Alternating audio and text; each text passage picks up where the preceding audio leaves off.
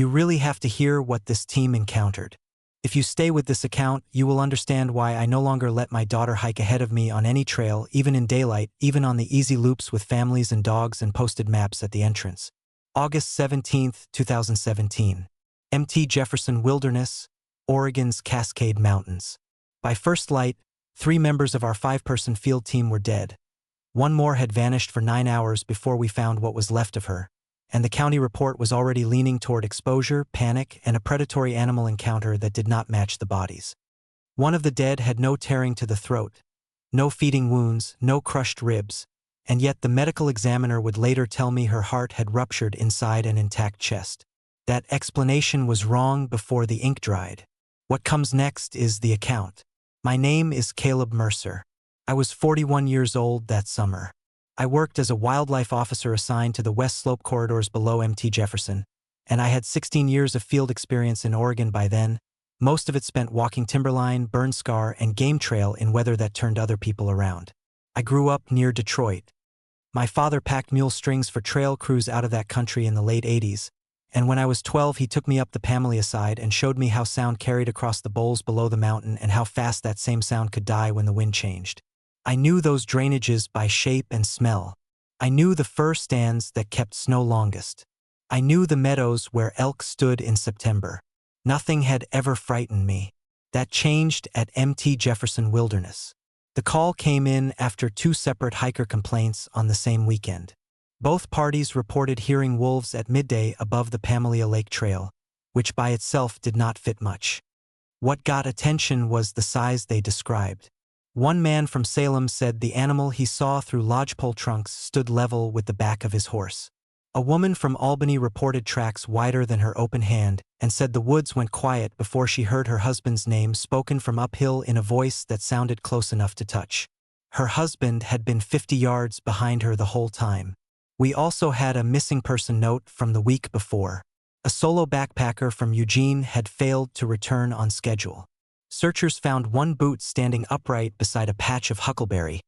Laces tied, sock folded neatly inside. Our team was small because the assignment looked small. I was field lead on wildlife sign and incident assessment. Lena Ortiz was 38, district ranger, 14 years in the service, sharp with procedure and sharper with people who ignored it. Daniel Pike was 27, wilderness EMT, 6 years in remote rescue, narrow-faced, methodical, never hurried even when the rest of us were. Tessa Brody was 24, seasonal trail technician, first year on the district, smart, strong, and talkative when she was tired or trying not to show strain. Owen Kittredge was 33, volunteer packer and local guide, 12 seasons in and around Jefferson country, broad-shouldered, good with stock, good with bad jokes, good at cutting tension before it hardened. Everyone liked Owen. That matters later. We established a spike camp on a flat above a drainage north of Pamelia, near an old service clearing used decades earlier by trail crews and still bare enough for 2 canvas shelters, a cook tarp, and a mule line. It was 18 miles from the nearest staffed help at Detroit Ranger Station if you counted the trail miles and the washed-out spur that no truck could use after dark. 12 miles in one direction got you to a road. In the other direction, you had ridges, basins, talus, and long timber folds that turned a shout into nothing. Mt. Jefferson stood off to the northeast, pale with glacier light in the afternoon, and the ground around us held the kind of features that favor any hunter built for patience. Lava shelves, shallow caves in broken basalt, dense fir shadow, and narrow meadow throats where anything moving had to choose a line. The first day gave us signs I could not fit into any report form I knew. At 10:30 that morning, Daniel found tracks on black volcanic soil below a stand of mountain hemlock. They were canine in shape, but too long, the toe spread too pronounced, the depth too severe for the dryness of the ground. There should have been scuff around the edges. There was none. The prints looked pressed, not stepped. Lena measured one at nearly 7 inches from heel pad to claw mark. Owen stood over it in silence and took off his cap. We followed that line for maybe 60 yards. Then the track stopped. Not turned. Not mixed into stone. Not lost in roots or brush. One print, then another, then a final right 4 in open dirt, and after that only untouched dust with 2 pine needles lying across it. Mid-stride. No exit. Tessa laughed once through her nose the way people do when they want a thing to become ordinary if they react like it is ordinary. Nobody answered. An hour later we found the second sign. It was another boot. Men's. Brown leather, size 11 or close to it, standing upright on a flat stone beside a seep. The laces were knotted. The tongue had been pulled forward neatly, as if someone had set it there to dry. No drag marks. No blood. No pack. No body. 40 yards downhill I found 3 depressions in wet moss. Then nothing. Above us the birds quit at the same moment. Not one by one. All at once. Thrushes, jays, the little needle-thin calls from the fir edge. Gone. The silence came down over the basin like a lid. That was the first time I felt it looking at us. I did not say that out loud.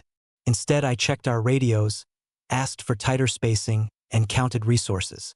2 12-gauge shotguns with slug loads, 1 department rifle, 3 sidearms, 28 flares, 6 chem lights, 2 satellite communicators, 1 mule string with enough feed for 2 days if we stretched it, water filters, trauma kit, spare batteries.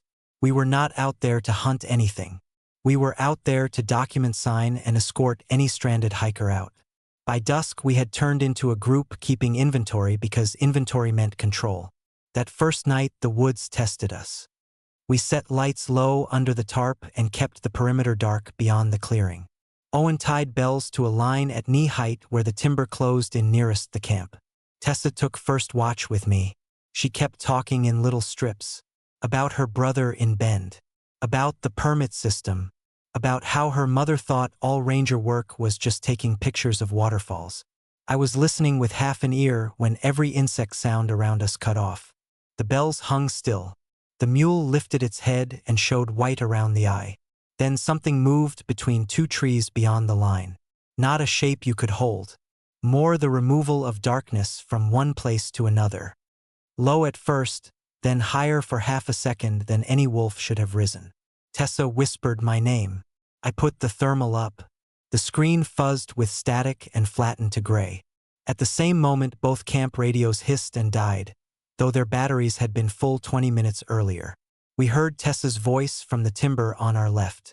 Not from beside me, from the trees. "Caleb," it said. The real Tessa made a sound in her throat and clutched my sleeve so hard I felt her nails through the fabric. Then the bells on the west side rattled once. Just once. Daniel came out of his shelter with the shotgun. Lena was already up, boots half-laced, light in one hand. We spread but stayed inside the clearing. Nothing crossed into the open. For 20 minutes we heard steps circling in the brush, always just beyond the ring of black where the lantern wash ended. Heavy steps, deliberate, not rushed. At 2 in the morning Owen took over watch with Tessa. I slept in my clothes for perhaps 40 minutes. The scream woke all of us. Short, cut off in the middle. By the time I got outside, Owen was on one knee near the west line with Daniel beside him and Lena sweeping her light through fir trunks. The bells were on the ground. The cord had not snapped. It had been untied. Tessa was gone. There were tracks near the line for 10 feet and then only one deep mark on a patch of dirt, as if something had landed there with her weight over its shoulders and pushed off into air. No drag, no trail, no broken brush, no sound at all after that first scream. We searched until dawn because leaving a missing 24-year-old in the dark was not something any of us could accept, even with every part of the woods telling us to stay put. At first light Daniel found her radio hanging from a branch 8 feet off the ground. At 6:30 we found Tessa in a narrow meadow throat half a mile north. Her jacket was folded beside a stump. Her body lay 20 feet away on clean grass with no sign of a struggle around it. No feeding. No major exterior wounds. Her face looked almost calm except for the eyes. Daniel knelt by her for a long time and did not speak. When he finally stood, he said only that her neck was intact, her spine did not feel broken, and yet she was dead in a way he could not read in the field. He kept rubbing his thumb against the heel of his glove after that. He did it for the rest of the trip and for the interview afterward. That was how fear showed in Daniel. Lena wanted to pull us out at once. I agreed. But before we moved, Owen pointed to a cedar snag at the edge of the meadow. 3 old cuts had been made into it a long time earlier, deep enough that the healed bark still bent around them. Beneath the cuts someone had tied a strip of weathered red cloth, gone almost brown with age. Not survey tape. Not recent. Owen said his grandfather used to say some people on the east side marked places they would not sleep. He would not say more. We packed fast. Tessa went on the mule in a field wrap. The sky stayed bright, but the woods around the trail felt muffled, as if the mountain had pulled a blanket over its own mouth. We made 4 miles before the second night forced us to stop near an old shelter frame close to a creek crossing where the banks narrowed and steepened in black rock. It was a worse sight than Camp 1, but Daniel was fading and the mule had started sidestepping at empty brush. We set a tighter perimeter. Counted again. 2 flares gone. 1 radio dead. 1 sat unit blinking but not sending. Ammunition still good. Nerves not. Lena took charge in the flat voice she used on wildfire lines. Nobody moves alone. Nobody answers voices in the dark. Nobody leaves the light. Owen added bells again, this time with tin cups and climbing cord because he wanted noise we could trust. We ate cold food and nobody finished. The second night did not circle us. It divided us. Just before midnight the mule began to pull against its line, not away from the trees but toward them, ears forward like it recognized something. Then, from downstream we heard Tessa crying. Not screaming, crying. Daniel stood up so fast his stool tipped. Lena told him to sit down. The crying stopped. 30 seconds later it came again from uphill instead. Thinner now, almost embarrassed, the way people sound when they know they are making a scene and cannot help it. Owen said, very quietly, that Tessa was dead and the sound was not for her. That was when the cups on the south line rattled and a dark form burst across the far edge of camp. Fast enough that my light caught only shoulder, flank, and the length of a stride no living wolf should have had. Daniel fired once. The shot lit the rock wall and came back at us from the creek. When I turned, Lena was gone. Not dragged. Gone. Her flashlight lay on the gravel still on, beam aimed at the bank.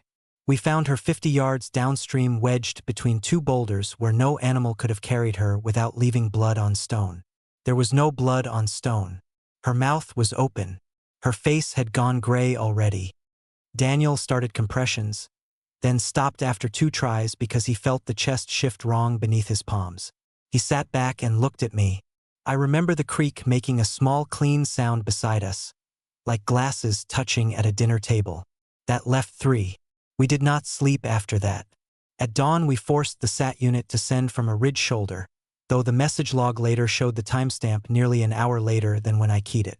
Rescue acknowledged by noon and said weather would delay their reach until the following morning.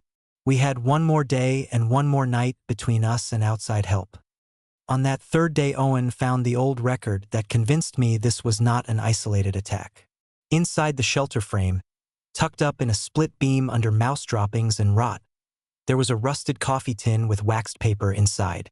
The paper held a folded field note from August 3, 1924, written by a Forest Service trail hand named Garrett Vale.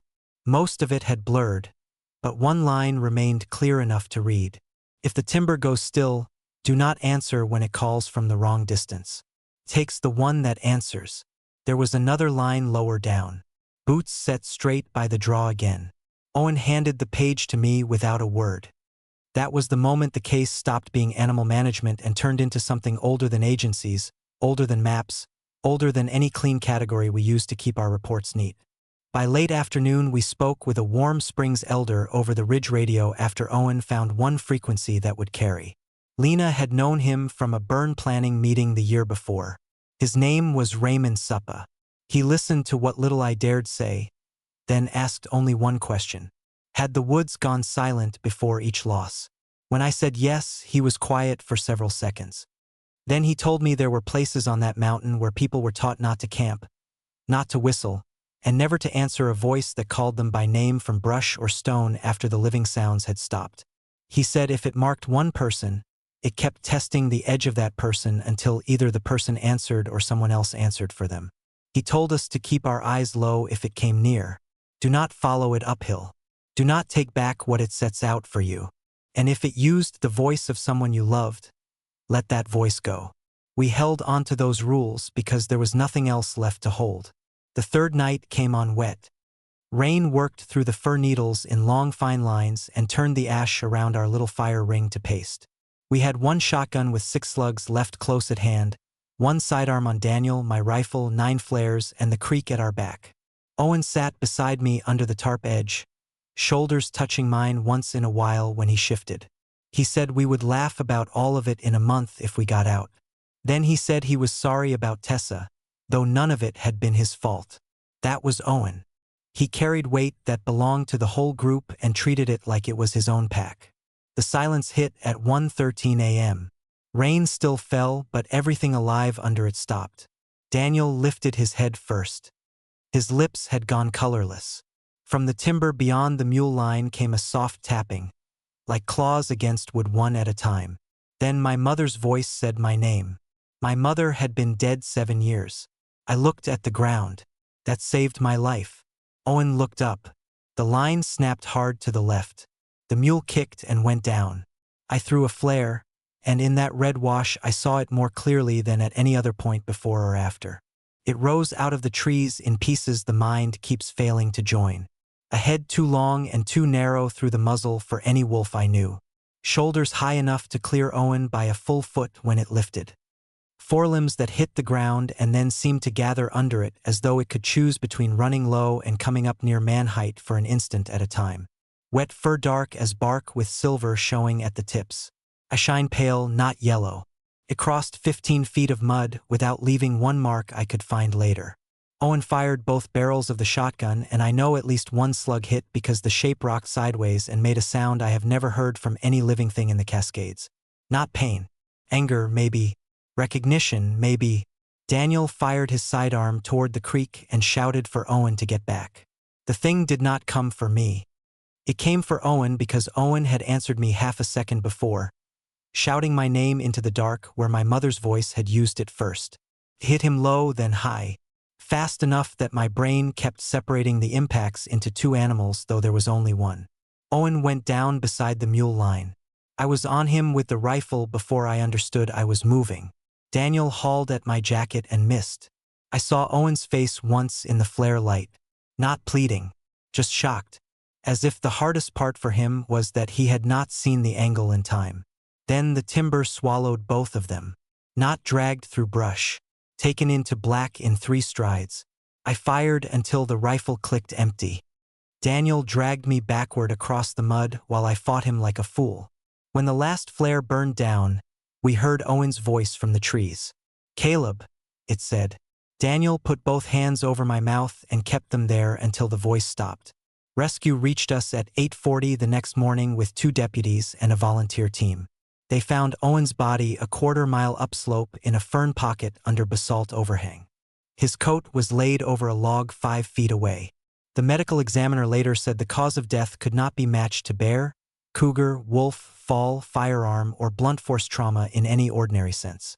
The pericardial sac around his heart had torn. There were deep punctures in muscle without corresponding tearing in the shell layers above. Lena's case came back with similar language. Tessa's report used the phrase catastrophic internal failure. Daniel read that line once and folded the paper into a square so small I thought it might cut his fingers. The official report called it a cascade of poor decisions during a wilderness extraction under stress. It cited weather, communication failure, uneven terrain, and possible contact with a large predator. That report listed Tessa as disoriented, Lena as lost during emergency movement, and Owen as separated from the group during a rescue attempt. The report did not mention the boots placed upright. It did not mention the tracks that stopped mid-stride. It did not mention the radios dying when the thing came near, or the fact that no meat had been taken from any body. It did not mention Garrett Vale's field note from 1924 because that paper vanished from evidence storage within 6 days of my turning it in. I spent months after that in archives, county records, and old district boxes nobody had opened in years. I found 7 cases in the Oregon Cascades from 1931 to 2011 with details close enough to make my hands shake while I turned the pages. Missing hiker, clothing arranged. Silence before disappearance. Prints ending in open ground. Internal damage without clear exterior cause. One witness from 1974 wrote that the animal stood up like a man trying to remember how to be a wolf again. Another from 1958 described hearing his brother call from the wrong side of a creek after watching his brother cross it in front of him. Daniel survived. He transferred east the next spring. He told me once, over coffee and sisters, that he still cannot hear a single branch tap against his house without checking every lock before bed. I believed him because I do the same. 3 times each night, sometimes 4. Empty Jefferson Wilderness is still open to the public today. People go there for the lakes, the meadows, the volcanic rock, the long clean views, and most of them come home with pictures and sore legs and stories about weather and mosquitoes and the color of the mountain at sunset. Most visitors have a normal, pleasant experience.